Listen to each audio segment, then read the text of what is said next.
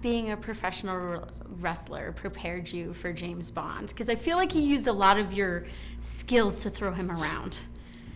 You would think, but really, there's such different forms of entertainment, and even the stuff that I think that people would have, they would think that it would be like the physical stuff, like the fight scenes, the fight choreography, and films would be similar to what we did in wrestling, and it just couldn't be any more different. A lot of times we're focusing on, things, for camera angle, and with wrestling, it's just such a big, broad audience, but also live audience. And we have to sometimes do stuff that's like bigger and make a lot more contact. It has to be more physical because people are right there and they're witnessing it. With film, a lot of stuff that feels right doesn't necessarily look right on film.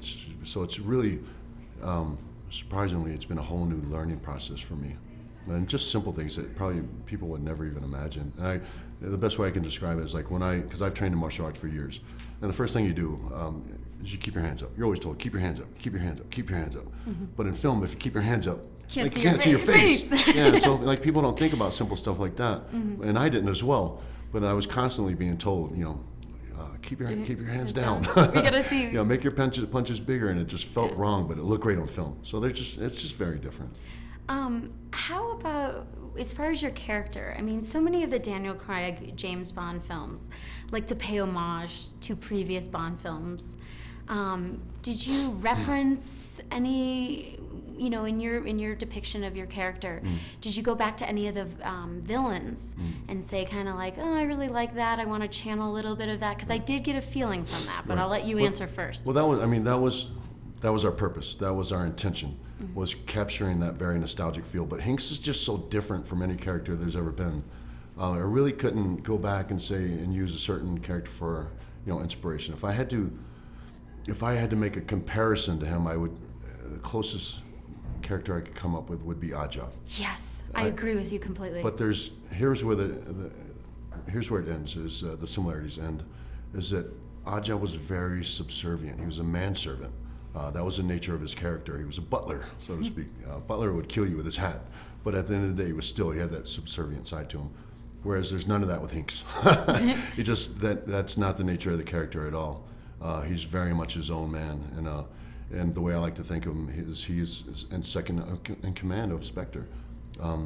So that's there are similarities, but very different, very new, updated form of this type of character. Mm-hmm.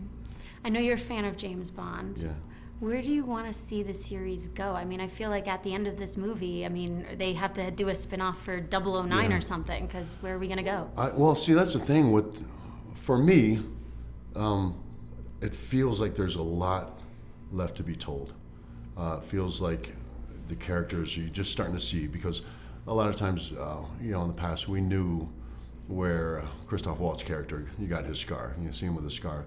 In this film, we just introduce it, but it's at the end. So it feels like there's a lot more of the story to be told. When I watch this film, it feels like a part one to me. But I was recently in an interview where Ralph Fiennes was asked the same question. And he said to him, because he disagreed with me, he said to him it felt like this was the end, because James Bond has his girl. He's got a different mindset. He doesn't kill the bad guy at the end. And he walks away into the sunlight with his girl, so it feels like an end to him.